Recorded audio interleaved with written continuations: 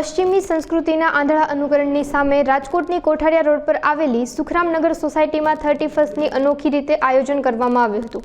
31 ડિસેમ્બરની રાત્રે સુખરામનગરના રહીશો દ્વારા હનુમાન ચાલીસાના પાઠ અને રામધૂનનું આયોજન કરાયું હતું। પશ્ચિમી સંસ્કૃતિના અનુકરણમાં યુવાનો આપણી સનાતન સંસ્કૃતિ ન ભૂલે તે માટે પ્રયાસ હાથ ધરાયા હતા।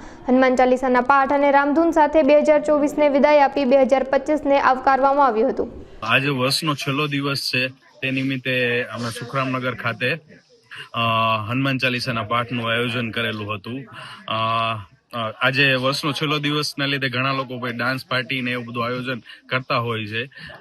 આપણે એનો કોઈ વિરોધ નથી, પણ આપણી સંસ્કૃતિ જળવાઈ રહીએ એના માટે અમે હનુમાન ચાલીસાના પાઠનું આયોજન કરેલું હતું।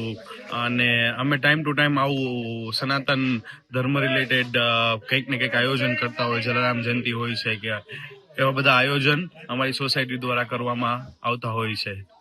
વિચાર તો એટલા માટે આવ્યો કે જ્યારે ખ્રિસ્તી વર્ષનું છેલ્લો દિવસ હોય છે, ત્યારે આપણા યુવાનો, ખાસ કરીને ભારતમાં આ ચલણ હવે વધતું જાય છે કે રાતે દારૂ party, beer party, dance party અવળા માર્ગે યુવાધન જતું હોય એવું લાગે છે। એટલા માટે થઈને અમને ઘણા સમયથી એક સુંદર વિચાર આવતો હતો કે આ સમય દરમિયાન જો આવું હનુમાન ચાલીસા અથવા રામધૂનનું આયોજન કરવામાં આવે તો લોકોને પણ એક આનંદ લેવાનો અવસર પણ મળે અને એક નવા વિચાર અને યુવા વર્ગને અવળા માર્ગે જતા રોકી શકીએ।